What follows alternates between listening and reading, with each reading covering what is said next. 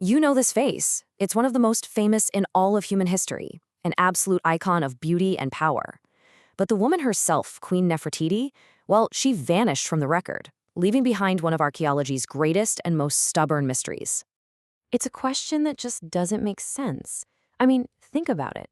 This is a civilization that was obsessed with documenting death and the afterlife, especially for its royalty.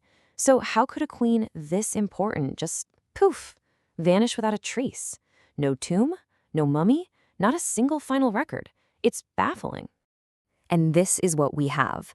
This stunningly lifelike portrait found in the workshop of a master sculptor named Thutmose. It's what made her an immortal symbol of beauty, but this is where the trail goes cold.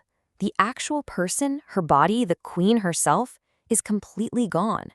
For Egyptian royalty, that's not just odd, it's practically unheard of. To even begin to understand how she could have been erased, we first have to get a sense of the immense power she held and the revolutionary world she helped create. Now, you have to understand, Nefertiti wasn't just some beautiful queen standing by her husband. She was one half of a true power couple, ruling Egypt at the absolute peak of its wealth and influence. And with all that power, they didn't just govern, they completely upended their entire world. What they did was honestly unthinkable. They basically staged a religious revolution.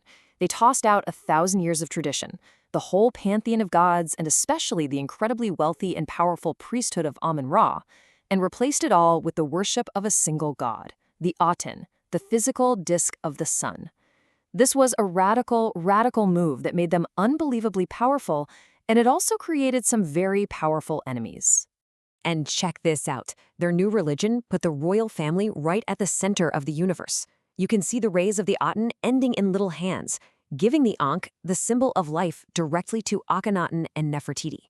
They were the only connection between humanity and this new god. This gave Nefertiti a status no queen had ever had. She was often shown performing rituals all by herself, a role that was always reserved for the pharaoh. Okay, so all of this unprecedented power leads us to our first major theory. What if she didn't actually vanish?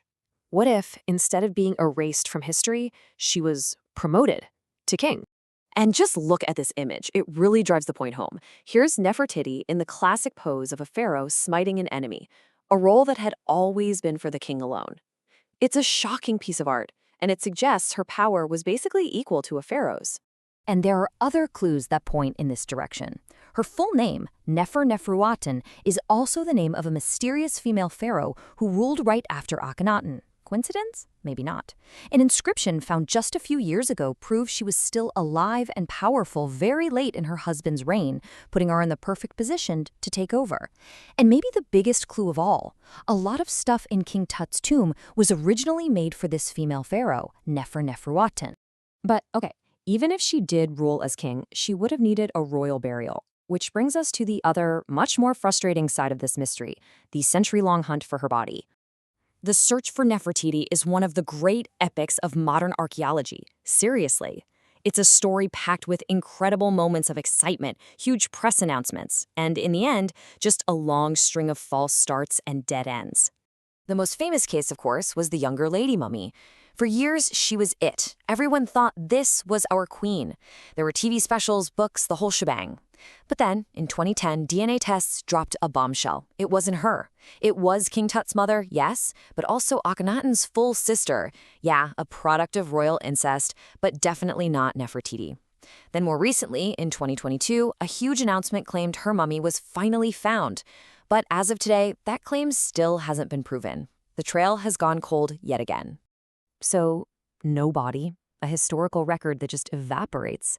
We're left with the one thing we started with, that unforgettable face. And it turns out the story of the bust itself is just as dramatic and controversial as the queen's. So it was found way back in 1912 by a German archaeologist named Ludwig Borchardt. He knew exactly what he had.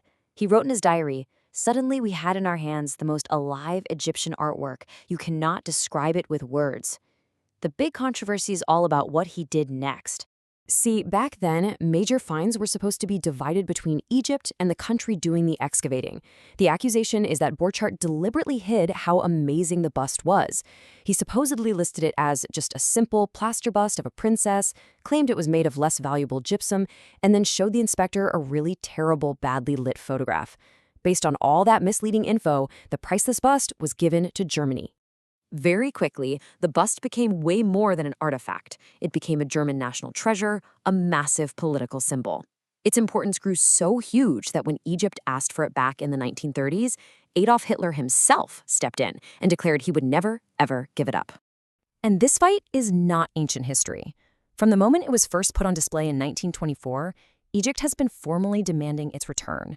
They argue it was basically smuggled out of the country through trickery. And for 100 years now, Germany has refused. That makes this bust a central piece in the huge global debate over artifacts taken during the colonial era. Which leaves us with this ultimate paradox of Queen Nefertiti, doesn't it? Someone, maybe those powerful priests she and her husband made so angry, might have tried to completely erase her from history, destroying her tomb and her mummy. But in vanishing, she became this eternal mystery.